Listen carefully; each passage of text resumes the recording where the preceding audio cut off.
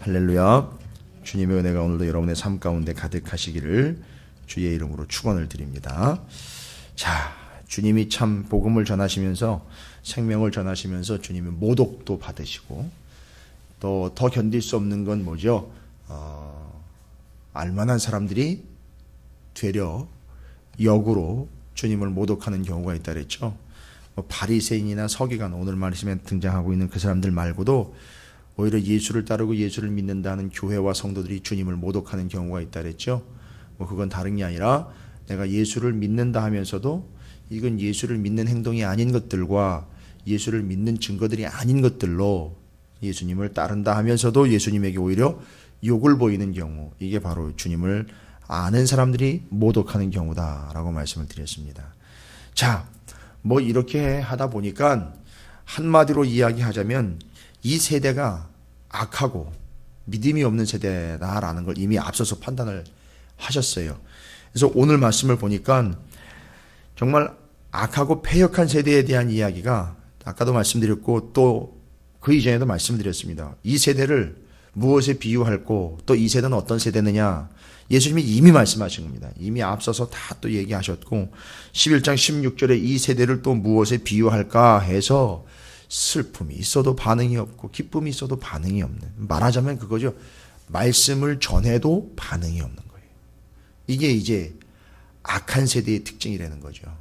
근데 이게 악한 게 어떤 의미를 우리는 이야기하고 있느냐면 나쁜 세대라는 게 아니라 악한 세대라는 건 믿음이 없는 세대입니다. 그래서 믿음이 없기 때문에 패역하다라고 그랬어요. 그게 악한 거라 그랬어요. 여러분, 믿음이 없기 때문에 악한 겁니다. 믿음이 없는 처럼 아무리 착해도 그건 세상이 이야기하는 착하다라는 이야기와는 달리 성경이 말하고 하나님 말씀하시는 거는 그건 왜요? 결과가 악하기 때문에 악한 상태입니다. 믿음이 없는 것은. 왜냐? 믿음이 없는 것은 또한 한 가지, 주님을 인정하지 않기 때문에 그건 악한 겁니다. 자, 그러면 이 세대에 대한 정확한 정의는 다 내려졌습니다. 주님이 말씀하셨죠? 믿음이 없는 패역한 세대다. 말을 전해도 반응이 없는 그런 세대다. 근데 오늘 38절이 시작되면서 뭔가 심상치 않은 분위기가 또 등장을 합니다. 계속 집요하게 쫓아다니고 있는 이 서기관과 바리새인 중 몇 사람이 말을 합니다. 선생님이요 라고 이야기를 합니다. 예수님을 선생님으로 접고 들어가는 거죠. 주님이 아니라 선생님, 똑똑하다라고 지금 소문이 나 있는데 어떻게 좀 대답 좀 할 수 있겠습니까? 우리가 요청하는 거에 대한 해결책을 좀 보여줄 수 있습니까? 라면서 우리에게 표적 보여주시기를 원하나이다. 자, 요거 바로 듣고 난 다음에 예수님이 요 질문이요. 요 질문한 사람들의 의도와 이 질문이 가지고 있는 심각한 문제들을 보면서 예수님이 이야기합니다.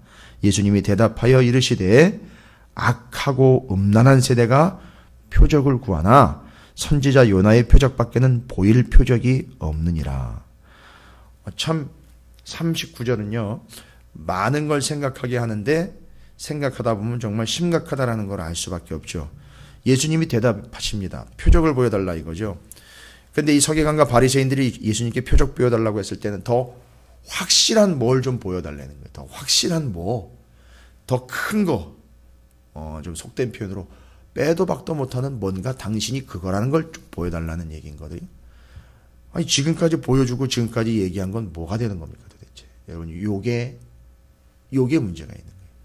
지금까지 말씀하시고 지금까지 보여준 건 다 무효화시키고 이게 전제가 되는 겁니다. 이 바리새인과 서기관들의 아주 요 허무맹랑한 짓, 지금까지 주님이 말씀하시고 보여주고 지금까지 다 알려주셨던 그건 다 무효화시켜버리고 뭘 요구합니까? 표적을 보여달라는 거예요. 증거 보여달라는 거죠. 기적 보여달라는 겁니다. 그러니까 어느 누구도 아야 소리도 못하게 그냥 확실하게 당신한테 무릎 꿇을 수 있게, 우리도 아무 소리 못하게 그냥 한 방에 보내버릴 수 있는 확실한 기적을 보여달라고 이야기를 하는 거예요. 지금까지 주님이 하신 건 다 못 믿겠다 내지는 소용없다. 그거 말고. 여러분, 이런 사악함이 이 속에 담겨 있는 겁니다. 예수님 그걸 모르실 리 없죠.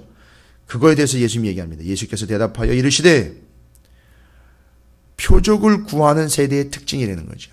지금 표적을 누가 구하고 있죠? 서기관과 바리새인들이 구하고 있죠. 요들의 상태입니다. 지금까지 주님이 말씀하셨고 그렇게 같이 다니면서 보여주셨고 그렇게 먹여주셨고 그렇게 살펴주셨고 그렇게 고쳐주셨고 그렇게 가르쳐주셨고 그렇게 알려주셨음에도 불구하고 지금까지는 싹 다 무효화시켜버리고 뭔가 새로운 걸 또 원하는 거죠. 바로 그거예요. 그걸 이야기합니다. 대답하시죠. 악하고 음란한 세대가 표적을 구한다. 기적과 이적과 능력을 아주 당돌하게 구하는 세대가 있어요. 여기 서기관과 바리새인들처럼. 특징이 뭐라 그랬죠? 악하고 음란한 세대라고 이야기하는 거예요. 기적과 표적을 구하는 건 악하고 음란한 세대가 기적과 표적을 구한다는 얘기죠. 왜일까요? 아니 기적과 표적도 있으면 좋지요. 예, 있으면 좋습니다. 그런데 주님이 악하고 음란한 세대가 표적을 구한다라고 탁 이야기를 해버리는 이 악하고 음란하다는 말이 상당히 중요한 겁니다. 그리고 그 바리새인과 서기관들의 그 본심을 좀 우리가 살펴야지 이해가 되는 거죠. 여기 악하다, 음란하다라는 말이 악하다라는 말은요. 나쁘다라는 말이 아니에요. 악하다라는 말은 이미 갈 때까지 간 거라는 얘기입니다. 표현상 그래요. 히브리어로는 포네로스라는 단어를 쓰는데 일반적으로 악에 대한 개념으로 사용을 합니다. 근데 이 악하다라는 말이 그 깊이로 쭉 들어가 보면 본질상 이제는 허약할 대로 허약해진 병이 이미 깊어져 가지고 끙끙 앓고 있는 상태를 이야기합니다. 여러분 이해하시기 쉽게 받아들이시려면 이제 병이 상당히 진전이 돼서 말기로 가 있는 상태예요. 너무 심각한 상태로 이어져서 병 때문에 그게 어떤 병인지를 이야기하는 게 아니라 그런 질병으로 예를 들자면 그 질병이 이제는 너무 깊어져 가지고 이제 죽을 수밖에 없는 상태. 이제 오락가락하고 있는 그런 상태인 거예요. 희망이 없는 상태. 희망이 없다기보다는 이미 결과가 예견되어 있는 상태죠. 끙끙 앓고 있고 너무너무 이제 그것 때문에 허약해져 있고 아파하고 아주 지독한 상태입니다. 심지어는요, 이 포네로스라는 게요, 독이 있다라는 그런 뜻도 가지고 있어요. 여러분, 그래서 여기 악하다라는 말의 의미를 이제 아시겠죠? 그냥 단순히 나쁘다라는 게 아니라, 표현되면 갈 때까지 간 상태예요. 그런 자들이 뭘 구한다는 거죠? 표적과 기적을 구하는 거예요. 아, 그러니까 제가 이제 요거를 이해하시기 쉽게 이야기 드리는 거예요. 이제 뒤에 음란한 것과 이제 연결이 돼요. 그러면 여러분 병이 들어서 이제 너무 심각해지는 이제 말기쯤 왔기 때문에 최종 단계까지 왔기 때문에 그러다 보면 이제 병원에서는요, 일반적으로 뭐 가정에도 그렇고 병원도 그렇고 이런 상태가 되면 어떻게 되죠? 치료제를 투여를 해서 치료를 하는 게 아니라 진통제만 놔줍니다. 진통제만 놔줘요. 왜냐하면 그 고통이 너무너무 심하니까 그 고통을 잠깐이라도 좀 줄여주기 위해서 진통제를 놓습니다. 아, 그러니까 지금 여기 이 사람들이 표적과 기적을 구하는 것은 자신들의 영혼에 심각한 문제를 치료하거나 회복하기 위해서 보여달라는 게 아니라 나 못 믿겠다, 난 도저히 안 믿긴다 할 때 예수님이 확실한 뭔가 눈에 확 띄어지는 기적과 표적을 보여서 잠깐이라도 내가 그걸 보고 인정하게 해달라는 얘기죠. 예를 들자면 이제는 죽을 걸 기대하면서 죽을 수밖에 없는 이가 그 극심한 고통과 독한 상태, 악한 상태와 너무너무 아픈 상태에서 뭘 놔달라고 이야기하는 거나 마찬가지죠. 나 진통제 좀 놔달라고 이야기하는 거나 마찬가지 상태인 거예요. 그러니까 악하다, 음란한 이 세대가 표적과 기적을 구한다. 근데 나쁘기 때문에 표적과 기적을 구하는 게 아니라 이젠 더 이상 믿음으로는 희망이 없는 그들이 뭘 자꾸 보여달라는 거죠? 기적과 표적을 보여달라는 거예요. 근데 이 사람은요, 이 상태가 계속되면은 어떻게 될까요?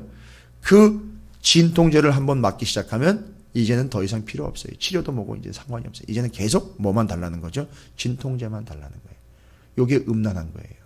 뭐죠? 음란하다라는 것은 여러분이 보셔서 아시겠지만 뭐 성적인 음란함을 이야기하는 것도 가겠지만 하나님과의 관계 말고 하나님 외에 다른 것과 교접하며 하나님 외에 다른 걸 더 추구하는 것, 하나님과 교제를 나누던 그가 하나님 외에 다른 걸 더 들러붙어서 그걸 더 추구하는 삶. 잘 보세요. 이 악하게 되어서 이제는 다 내려앉은 이가 너무너무 힘든 상황과 고통스러운 상황이다 보니까 계속 이제 뭐만 의지하게 되죠. 바로 진통제에만 계속 의지하게 되는 겁니다. 이게 뭐가 이걸 지금 비유로 들고 있습니까? 기적과 표적과 이사가 이렇게 돼버린다는 얘기입니다. 나중엔 우리에게 이렇게 돼버린다는 거예요. 지금 여기 서기관과 바리새인들은 이미 그렇게 된 상태입니다. 그러니까 핵심은 뭐죠? 기적과 이적을 누가 베푸는 겁니까? 자연스럽게 일어나는 건 아니에요. 우리의 컨트롤 밖에 있는 거예요. 그걸 누가 베푸는 겁니까? 하나님이죠. 우리 구주 예수 그리스도께서 기적과 이적을 베푸십니다. 그건 우리가 막을 수 없어요. 아니 그걸 우리가 베풀어라 말하라 할 얘기도 가치도 없고요. 우리는 그럴 자격도 안 되는, 그건 하나님 필요하시면 하시는 건데 지금 뭐 하는 거죠? 내가 못 믿겠으니까 기적과 이적을 좀 베풀어 봐라 뭐 이런 얘기 아닙니까? 베푸십시오라는 거 아닙니까? 나 죽겠으니까 이적과 기적으로 좀 나를 진통제 놔달라는 거 아닙니까? 그건요 우리가 이야기할 게 아닌 거예요. 그건 하나님이 하실 일입니다. 그럼 이제 이 악하고 음란하다는 말이 뭘 이야기하는지 연결이 되셨을 거예요. 악한 겁니다. 너무너무 이제는 최악의 상태가 된 거예요. 그들이 뭘 구하죠? 기적과 표적을 구합니다. 건강한 사람은요 구하지 않아도 돼요. 말씀으로 충분히 양육되고 있고요, 말씀으로 충분히 성장해가고 있는 사람들은요 뭐라고 얘기한다고요? 입 바른 소리가 아니에요. 여기 다 있으니 이 말씀으로 충분합니다. 주님, 혹여라도 이 말씀을 깊이 붙잡다가 내가 정말 어마어마한 기적을 체험을 해서 혹시 이거죠, 이거 놓고 기적만 쫓아가는 인생 되지 않을까 심히 두렵습니다. 뭐 이런 고백들이 좀 나와야 되는 거 아닙니까? 근데 기적 표적 한번 경험해보고 난다면 아우 이거보다는 그게 또 쇼킹하고 그게 더 매력적이니까 그걸 계속 붙잡아가는 거, 계속 그거를 붙잡아 그거를 추구하는 거, 요게 오늘 말씀은 그게 음란한 거예요. 이해가 되십니까? 표적과 기적에 중독이 돼서 그걸 계속 구하는, 그거 음란한 거예요. 그러니까 그 악하고 음란한 세대가 계속 표적을 구할 수밖에 없지요. 우리나라도요 신앙이 들어오면서 교회가 건강하게 세워져가는 여러 가지 과정들이 있었지만 그 중에 중간에 아주 심각한 문제들이 하나가 발생됐죠. 뭐 한두 개가 아니죠. 뭐죠? 이상한 신비주의 운동들이 들어오면서 요즘도 그런 신비주의 운동을 계속 학문적으로 아주 잘 포장을 해가지고 한 무브먼트로 만들어가지고선 하는 사람들이 또 있긴 있어요. 이건 단순히 뭐 기도원이다 뭐 이런 얘기를 넘어서 정말 그것들만을 추구하면서 그렇게 신비적으로 기적과 이사와 표적만 가지고선 신앙생활을 하려고 했었던 이상한 집단들이 있었어요.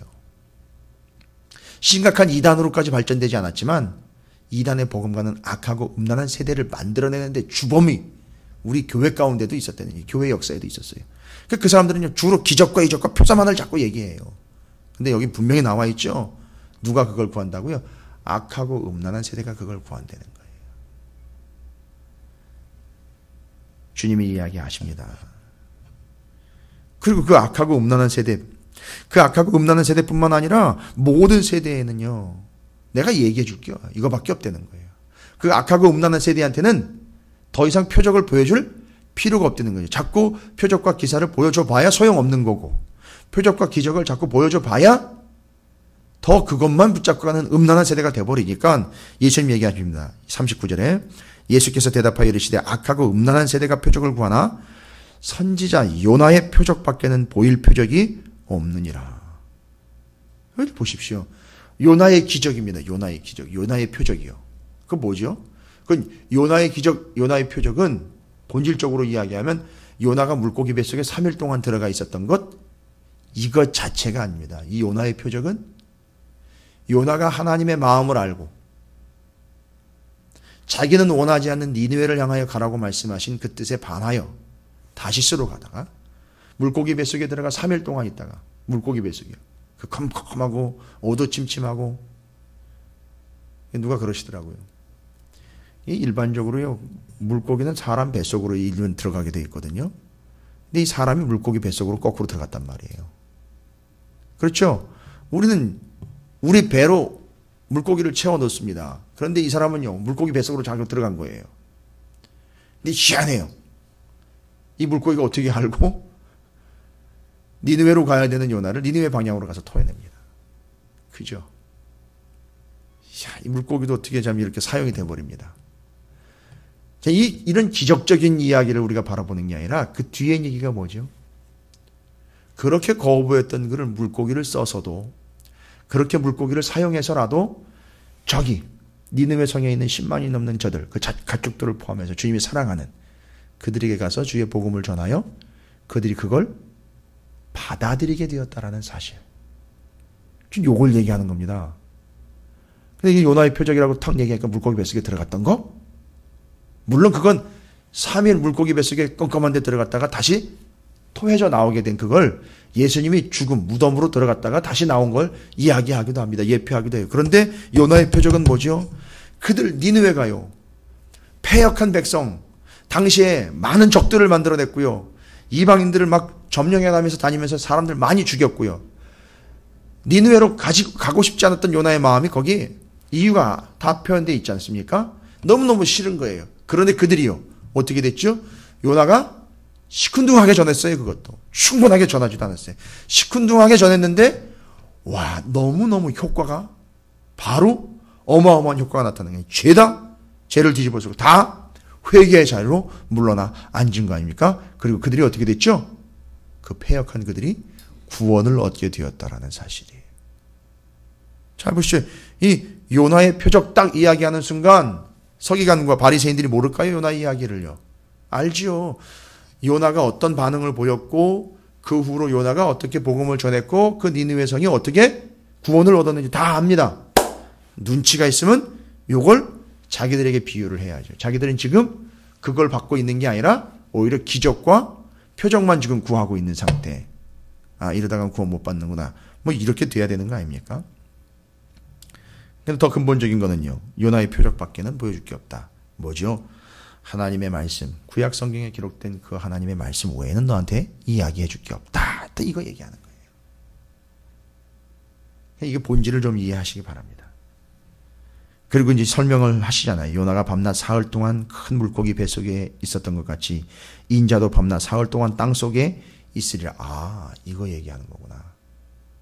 그리고요, 그럼 지금 요나랑 인자로 일컬어지고 죽음, 땅 속에 들어갔다 나온 인자, 지금 예수님이잖아요.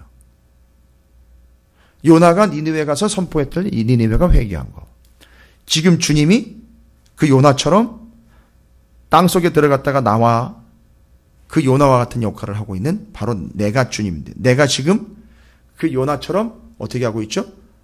전하고 있잖아요.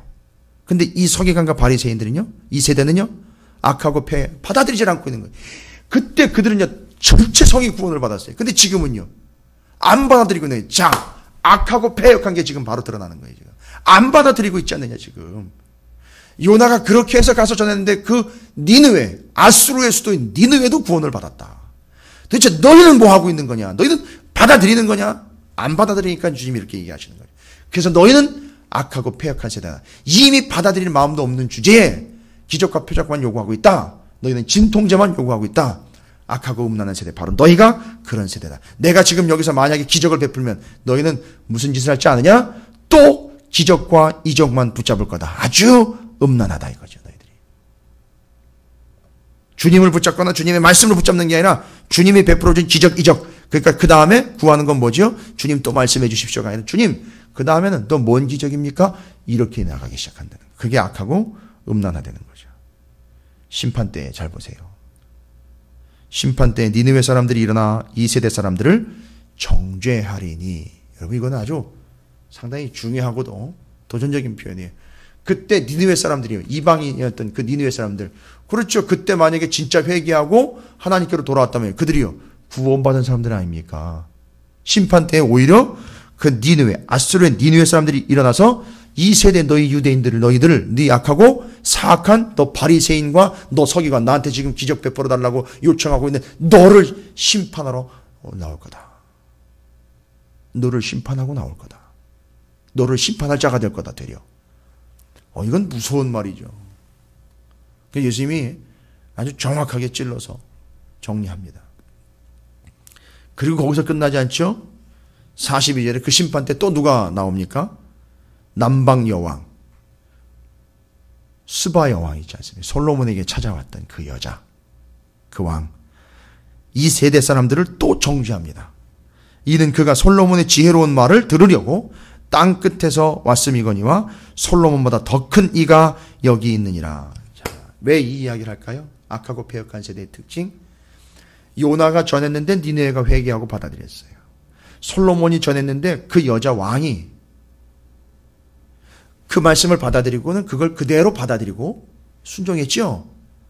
오히려 그들보다도 못한 너희 세대, 되려 그들이 믿음으로 구원받았기에 와서 너희들을 심판할 자격까지 갖추게 되는, 너희는 정말 형편없는 존재들인 너희들이 바로 내가 그 요나보다, 내가 그 솔로몬보다 더 큰 왕이고 더 완벽한 하나님의 말씀으로 아예 온 그런 온전하고도 완벽한 선지자와 같은 존재인 내가 말씀을 전해도 안 받고 그 솔로몬보다 더 큰 왕인, 여러분 솔로몬이 샬롬 아닙니까? 평화의 왕. 누구를 예표하는 겁니까? 예수 그리스도예요. 그 왕보다 더 큰 왕으로 메시아로 온 내가 이렇게 전해도 받아들이고 있지 않은 너희가 바로 악하고 패역한 세대라는 거죠. 그리고 그들의 처절한 상태를 뒤에 43절부터 45절까지로 이렇게 설명을 하는 거예요. 더러운 귀신이 사람에게서 나갔을 때에 물 없는 곳으로 다니며 쉬기를 구하되 쉴 곳을 얻지 못하고 이에 이르되 내가 나온 내 집으로 돌아가리라 하고 와보니 그 집이 비고 청소되고 수리되었거늘 이에 가서 저보다 더 악한 귀신이 7을 데리고 들어가서 거하니 그 사람의 나중 형편이 전보다 더욱 심하게 되느니라. 이 악한 세대가 또한 이렇게 되리라. 너희들이 이런 신세가 된다는 거예요. 이런 신세가 된다는 겁니다. 귀신들이 소지가 되어 있어요. 청소가 되어 있습니다. 그 존재들 자체가 다 이미 하나님을 모르는 존재가 아니라 이미 받아들였다가 마치 예수 그리스도께서 이제 오실 걸 준비하면서 주님을 받아들여야 되는 준비된 존재가 되었어야 되는데 그냥 비어있는 존재가 되어버린 거예요. 그때 악하고 음란한 특징들이 드러나면서 어떻게 된다는 거죠? 비어있는 걸 알고. 비어있다는 얘기는 이렇게 하시면 돼요. 정말 주님이 진리를 이야기해도 못 알아먹고 받지 않고 죄송합니다. 이런 표현 완전 깡통이요. 비어있는 거예요. 그걸 알고는 누가 들어오죠? 나갔던 귀신들이 다른 귀신을 데리고 들어오게 된다는 거죠. 저는 이걸 이렇게 이해했어요. 좀 은혜스럽지 않은 표현이고요. 좀 속된 표현이에요. 텅 비어있는. 이야기라도 알아듣지 못하는 깡통 같은 존재. 뭐 이런 개념 아닙니까? 완전히 텅텅 비었다. 뭐 저 사용할 필요는 없지만 또 사용해서도 안 되는 표현이지만 예전에 정말 비인격적인 표현들 있잖아요. 머리를 쥐어 박으면서 여기 뭐가 들어있길래 그건 뭐예요? 궁금하다는 게 이게 비었다는 얘기 아닙니까? 이게 이 존재들이 지금 비어있는 존재예요. 그걸로 뭐가? 그렇죠. 말씀이요. 은혜와 진리로 채워져야 되는데 그걸로 채우지 않고 받아들이지 않고 있으니까 비어있는 상태예요. 그걸 알고 귀신들이 같이 들어오는 거죠. 자, 정리합니다. 너희가 바로 그런 세대라는 거예요. 너희들이 기적과 이적을 보여줘 봐야 너희들은 뭐만 붙잡는다? 또 기적, 또 기적, 또 기적, 또 이적 베풀어 달라고 그걸 붙잡는 거예요. 또 소용없다는 얘기죠. 자, 말하고자 하는 건 뭡니까? 니느웨도 그 복음을 받아들였다.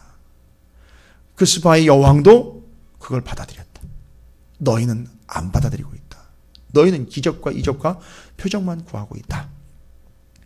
그래서 너희는 악하고 음란한 세대고 텅 비어버린 빈 공간처럼 이제 귀신들의 집이 되고 거처가 될 수밖에 없는 비참한 존재의 신세다. 자, 기적과 표적과 이사 안 베푸시질 않습니다. 베푸셔야 그건 하나님의 권한이기 때문에. 그런데 주님이 말씀하십니다. 오늘 본문이 기적과 이적과 표사, 그것을 집중하고 그것만 추구하고 있는 걸 악하고 음란한 세대라 그랬고요. 그럼 믿음 있는 세대는 뭘까요? 기적과 이적과 표적에 집중하는 게 아니라 그걸 베푸시는 그분에게 집중하는 게 믿음이라는 거예요. 그래서 요나 이야기요, 솔로몬 이야기인데 이게 옛날 얘기가 아니라 말씀에 기록되어 있다는 거예요. 그래서 말씀을 통하여 기적과 이적을 베푸시는 그분을 집중하는 것, 그걸 베풀어 달라고 집중하는 게 아니라 그걸 베푸실 능력을 가진 그분을 진리의 말씀을 통하여 붙잡는 것, 그게 믿음이다라는 걸 이야기하는 거예요. 오늘 말씀은 이 악하고 패역한 세대의 대표적인 주자죠. 서기관과 바리새인들, 성소가 되고 소재가 된 그 빈텅텅 비어버린 그 공간에 귀신들이 완전히 창궐을 할 수밖에 없는 그런 존재들이 아닌 믿음으로 이 말씀의 진리를 온전히 붙잡고 그 기적과 이적과 표적을 베푸시는 그분에게 집중하는 것, 그분을 붙잡는 것, 이게 우리의 믿음이라는 사실을 정확하게 일러주고 있습니다. 여러분, 우리는 기적과 이적과 표적은요, 주시면 감사한 거예요. 그걸 구하지 마십시오. 그걸 구하는 게 아니라 그걸 베푸신 그분의 은혜를 구하는 겁니다. 은혜만 봐도 여러분 결론 나와요. 은혜 자체가 이미 기적이 되는 거예요. 나 같은 존재가, 죄송합니다, 나 같은 놈이 목사까지 됐어요. 여러분 그거 보고 참 목사님 열심히 하다 보니까 목사까지 됐네요. 아니라 저런 놈도 목사로 세워가지고 저렇게 갈급했던 저 심령, 저렇게 갈급하게 부족했던 저것도 들어가지고 목사라는 걸 삼아서 쓰고 있으니 여러분 이렇게 보시면 돼요. 이런 나는 더 큰 은혜로구나. 여러분 그렇게 생각하시면 됩니다. 그렇게 보시면 되는 거예요. 오늘 하루 동안 기적과 이적과 표적을 집중하는 음란한 세대가 아닌 그걸 베푸시는 주님께 집중하는 믿음의 세대가 되시고 이 진리의 말씀을 통하여 그 주님을 붙잡는 더욱더 견고한 믿음이 되시기를 주의 이름으로 축원을 드립니다. 우리는 악하고 음란한 세대가 더 이상 아닙니다. 우리는 믿음의 세대요, 신앙의 세대요, 만나 세대이며 미스바 세대이고 말씀의 세대, 진리와 은혜의 세대가 되는 줄로 믿습니다. 주님께 더욱 집중하시는 오늘 한 날이 되시기를 주의 이름으로 축원을 드립니다.